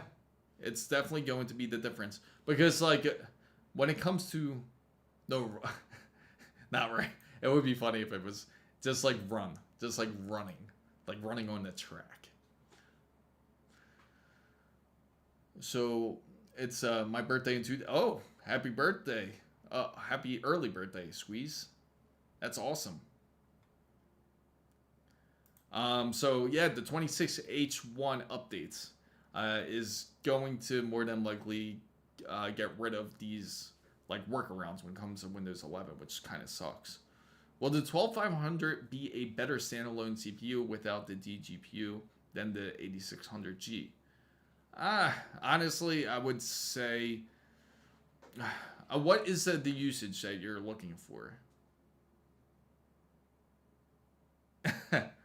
Cole Senna, let me try to say it. Let me know if I say it wrong. Is it Cole Senna NT Taiba? That's all right. Okay, funny. Yes. I'm back. Nothing better than a fatty hamburger full of meat. There you go. Nothing like to get that full on energy out of that what you get, the Baconator, was it? When do you think the NVIDIA 50 series, Super Series? To be honest, I originally thought it was going to come out around NVIDIA's GTC, which is in March. But it seems like, and also if it didn't come out during the GTC, it would be during the whole Computex in Taipei. But unfortunately, it doesn't seem like they're going to release it then, which is also in May. This is all dependent on how much RAM will end up being manufactured, how much memory modules really from Samsung and HK Hynix. Currently, it's temporarily delayed. We have no idea when it's going to end up being released. So they have suspended the release of the 50 Super Series. So even I would say this, as I forewarned everyone, whoever's just coming in, I just want to let you guys know, if you are trying to build a PC, certainly go for a video card as soon as today, because you can certainly expect a uptick when it comes to GPUs.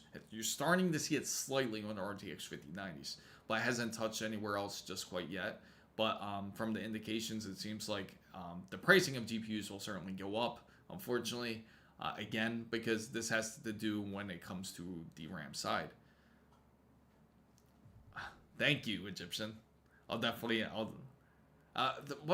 and excuse me for mentioning this, but I just, your name slipped my mind. I just gotta remember your name, because I remember you don't want to be called Egyptian. The chili cheese, oh, really? How is that?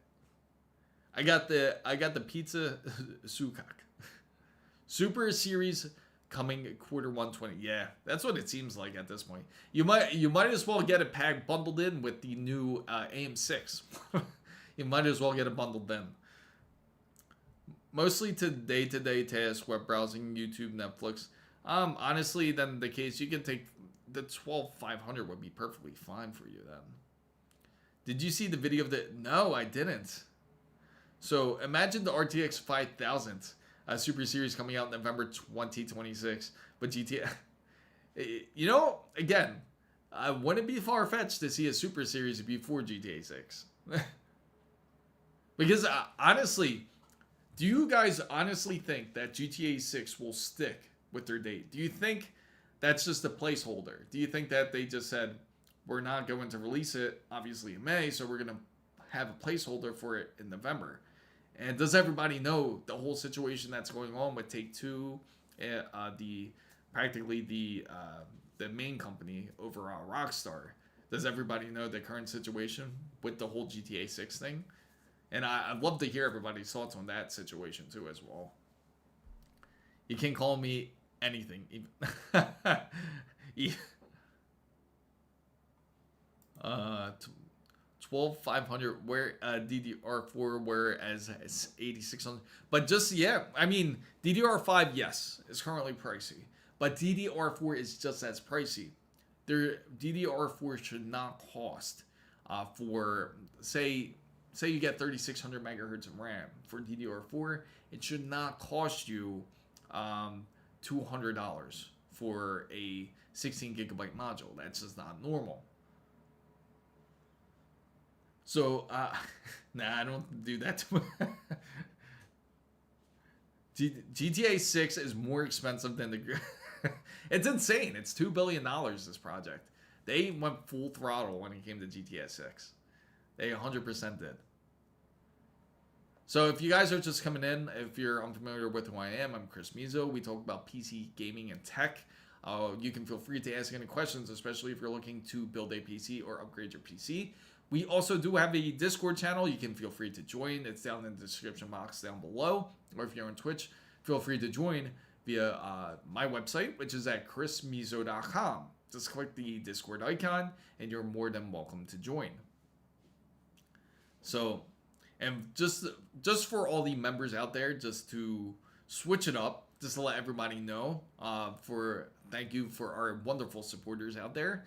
I will end up splitting up this stream instead of switching it over to members mode, so that way it doesn't end up making the stream only a members only type of stream, like once it ends up reposting, just to let you guys know. So I will be doing a members talk. It will be after I'll end this stream first and reopen another one for you guys. So I am... The Grand Egyptian Museum is $1.98 billion. So it's just slightly under. So if anybody's not familiar with this whole GTA 6 fiasco of what's going on, it's, yes, let's have a strike against these companies. Go back to DDR2, Pentium 4, and random 2000 GPUs. You know, that would be pretty insane. Everybody just play retro games, because honestly, there's still a ton of retro games you can honestly play and still have a great time. Go.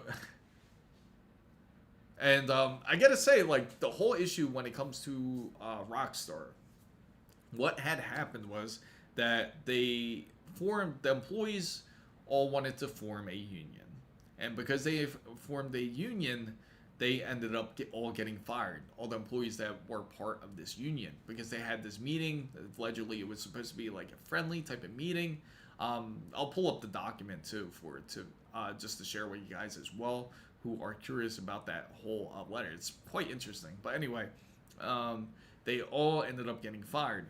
So of course, having your employees who created this custom engine for you guys, now you have to kind of start almost like over from scratch, because they have, whoever comes into Rockstar now has to learn what this engine's going to be about.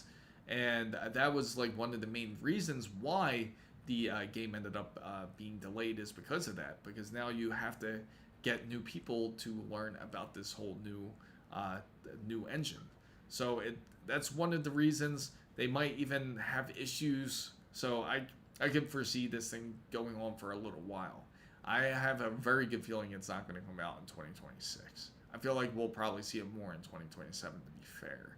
Well, honestly, we would probably see the new RTX 6000 series, or 60 series by then, if it's called the 60 series. Same thing with AMD. We'll see a new GPU by them. Well, we might even see AM6 by then. So we are getting GTAs. Hey, it's possible. Going back to 720p.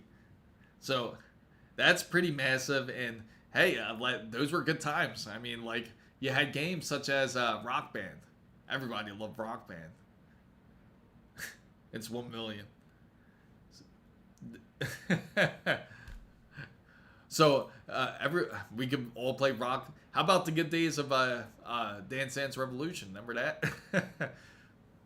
But yeah, you don't see that around anymore either. But yeah, there's a lot of retro games that everybody can certainly play, like especially on the older PCs. You could easily play some great titles, like the original Doom titles were great. All the 3D Realm games were excellent at the time. But yeah, that's one way to do it. But the only thing is, you would have to get everybody willing to get on board to kind of go against these whole game companies from doing what they do best, which is trying to sell this new hardware. Kind of like what Borderlands 4 told us, and said, the CEO said, hey, like, if you don't have a new RTX 5090, shame on you. You should have one so you can play the newest game, because he considers Borderlands 4 a luxury game, such as just like what he said about Rockstar's GTA 6. It's a luxury game. They have the right to charge $100. Borderlands 4 is a luxury game, so they also had the right to charge $80, but look how they turned out. It completely ended up flopping on them. Yeah, let's go back. Yeah, let's go back to the Kinect movement. Yeah, remember that? It's funny because it was like they produced the Xbox Kinect, and it seems like we just, for some reason, it never really turned into this big thing. And that was all thanks because it seemed like everything was moving to more like motion control. But when you really think about it, it really hasn't changed much. Like when it came to the gaming side, we still constantly prefer to use a controller, keyboard, and mouse. The Outer Worlds, yeah, that's insane. 43 frames on the Outer Worlds 2 on an RTX 5090. That is insane. That makes no sense. The only way we get GTA 6 is when we find out. Yeah. Hey, that's a good. That is an excellent point there. I like how you think. We'll start. Hey, we got quantum computing. It's not that far off. Maybe we'll find a loophole in space and time, and then quantum computing can finally help us get there to reach GTA 6. Oh man, at this point, it's like, at this point, I'll be in my grave, and they'll end up burying me, and they'll be like, he's always wanted to play GTA 6. It's finally released, and they'll put the game right on my grave.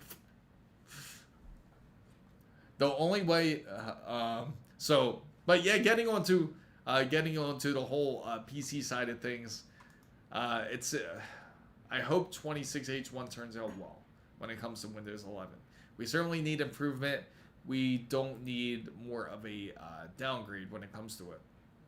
So Micro Center is also doing this great deal too, that if you're buying a PC, like a pre-built PC, you can actually purchase a 7600 X3D PC built system for actually a decent deal, and it's usually $100 cheaper. Like if you get the 7500 X3D version or variant of it.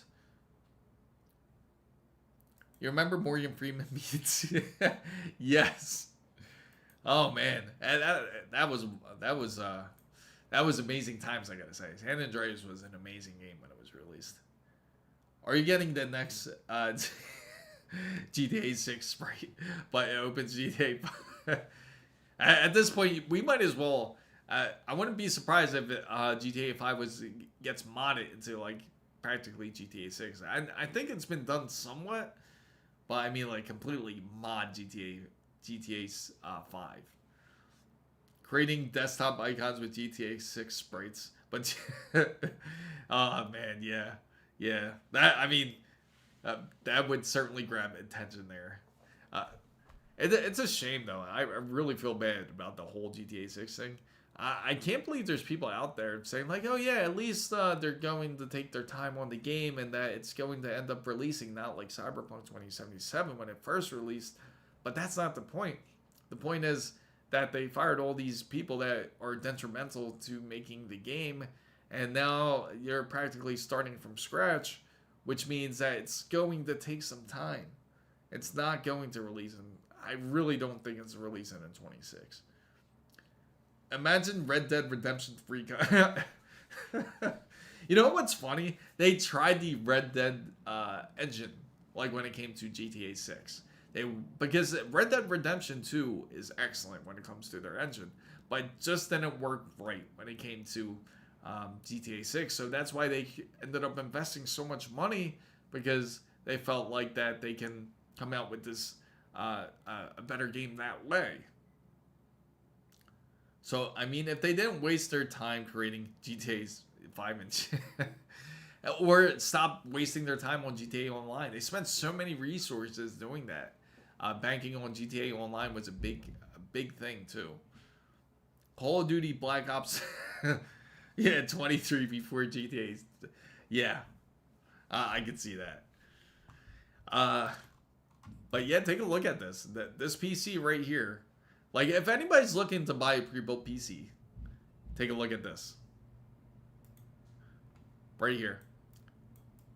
PowerSpec G527. Here's the specifications. It comes with an AMD Ryzen 5 7500 X3D.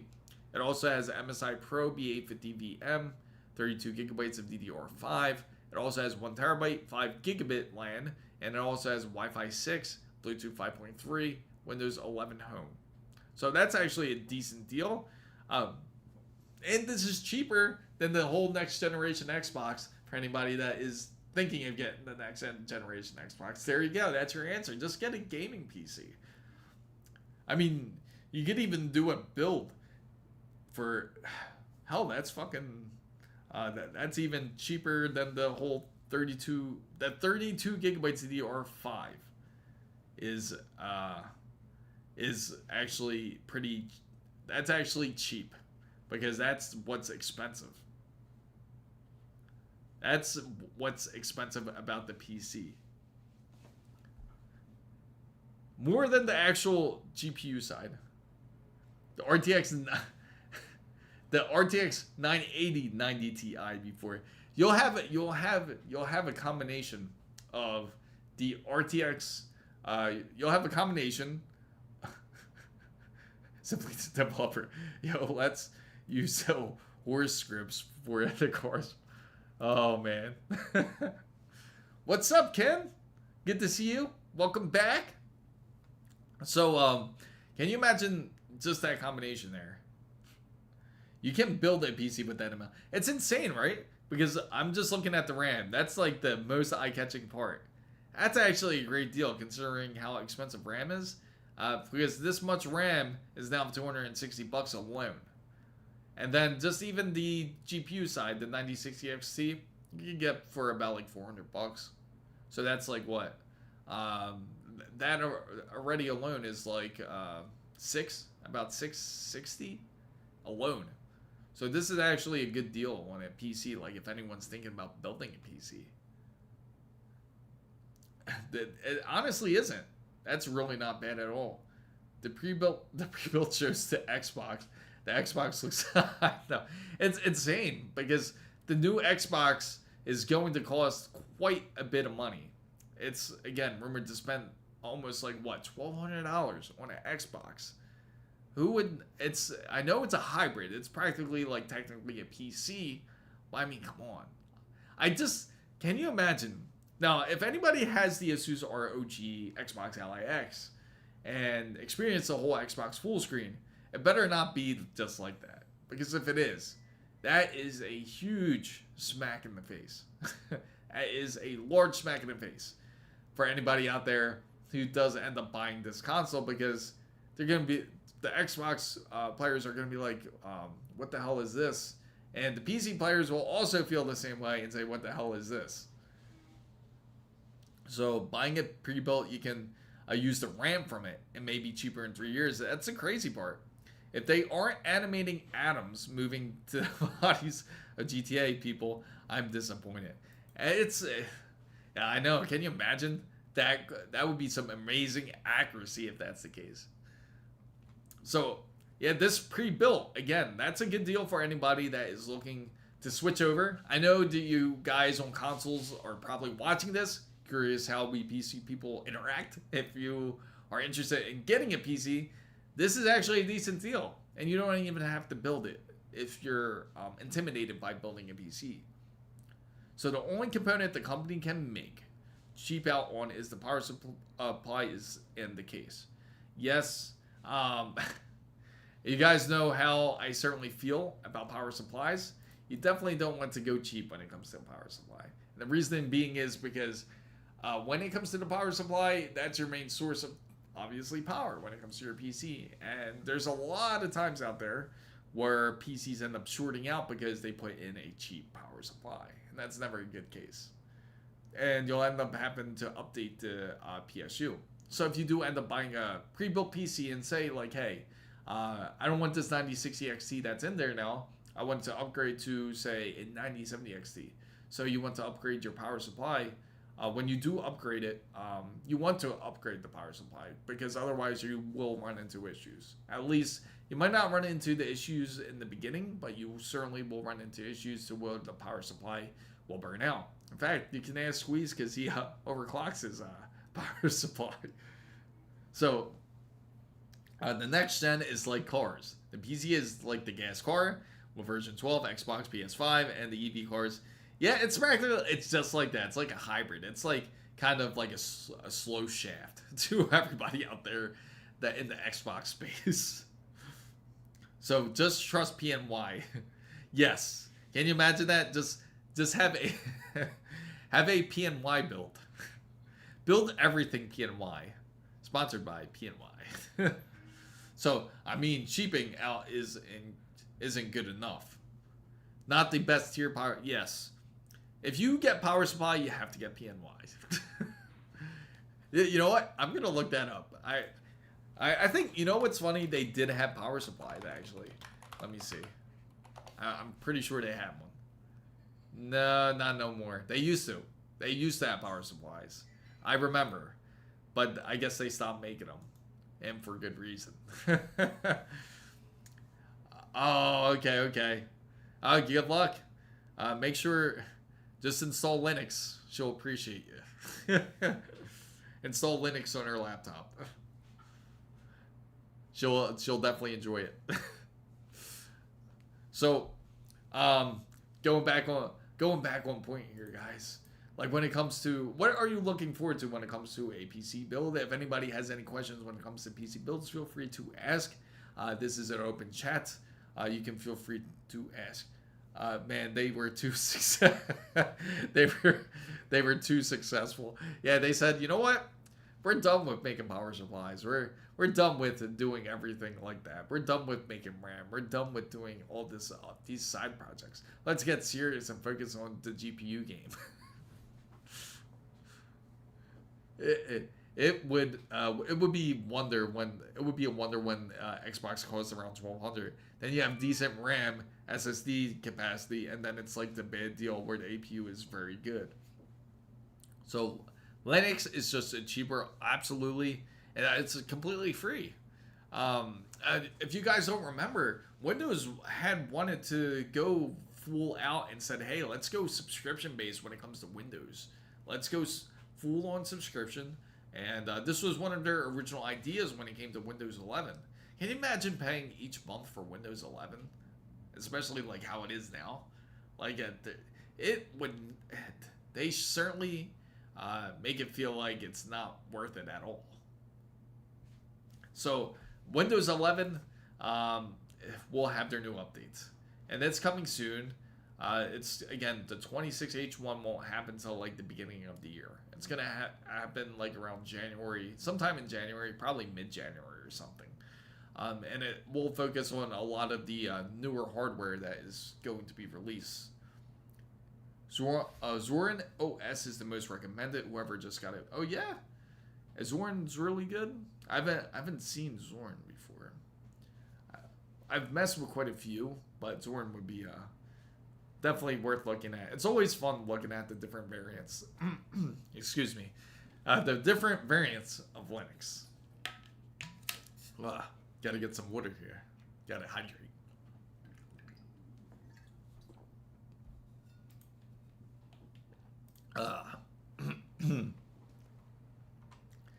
Oh, so for anybody that's coming in and was curious about this whole 9700 X3D, take a look at this. And people were really falling for this. And this was the whole leaked 9700 X3D for. In fact, even Tech Power Up even went for it. It looks like they haven't posted it just quite yet. Did they realize that was rumored? Yeah, they updated it. It's funny because it looks something just like this. Because take a look at that. About that 9700 X3D everybody was talking about here. And it looks like it showed as an 8-core, 16-thread, 96 megabytes. And that's all 9800 X3D specs right there, practically. The figure shows from early tests or overclock conditions, 9700 X3D scored at 4,687. And then, like you can see on the lower half here, it's like, oh, pass mark benchmark mark has been identified as a fake result. Redditors use Linux commands to submit a spoofed identification. That's pretty funny. Yeah, they did. It's right down there on the bottom. It's pretty funny. And that was the supposed leak when they originally had it. I think Windows is just better because it keeps things exciting. When their updates are ass, or it sometimes doesn't work. Just when you think everything works, boom, Windows update, excitement. Exactly. Tech Power, yes. And so this was like the alleged leak that they originally thought, and said CPU first seen in Q4 2025. So this is what the original thoughts were. But there is certainly a 9600 X3D. It's just a matter of when it's going to release. Hopefully it releases sometime soon, guys. We would love to see it in Project Ninja. I know Wasabi would certainly enjoy it. Hopefully he's doing great on his move. But I gotta say, hopefully it will come to light. I really would love to see how well it performs. Because you're talking about 6 cores, 12 threads, certainly great enough for anybody that is strictly going to be using it for something. In the case of, like, say, like gaming, it would be excellent for something like that. So, Bam guys, I'd like to thank everybody for joining into the stream. I'm going to be switching it over to the members only chat, where make sure you stay tuned for the whole notification, because this one will be ending, unfortunately. Hopefully you guys enjoyed the stream. If you guys missed it, make sure to capture the replay of it, and also make sure to subscribe. Would it be funny that AMD shows the real 9700 X3D and CES all looking? Yes. That would certainly turn some heads there. Make sure you go down and hit the subscribe button for more. And don't forget to like this live. I certainly would appreciate it. And make sure to take a look at the whole members side. Would love for you guys to join in onto the round table. And I will be going into the members only stream in just a bit. Also, feel free to join the Discord down below if you'd like. And again, that's also free. And make sure to hit the follow button on Twitch. And I appreciate everyone for coming in. Make sure you catch me on Wednesdays and Saturdays. Typically, I do randomly stream every once in a while too. So check out, again, I'm usually on at Wednesdays at 6 p.m. to 8 p.m. or Eastern time. And same when it comes to Saturdays, I usually stream between 8 a.m. to 10 a.m. Eastern time. And I do appreciate everyone for joining into the stream as always. And thanks again, everybody. And appreciate all of you. Thanks again, everybody, and for coming in.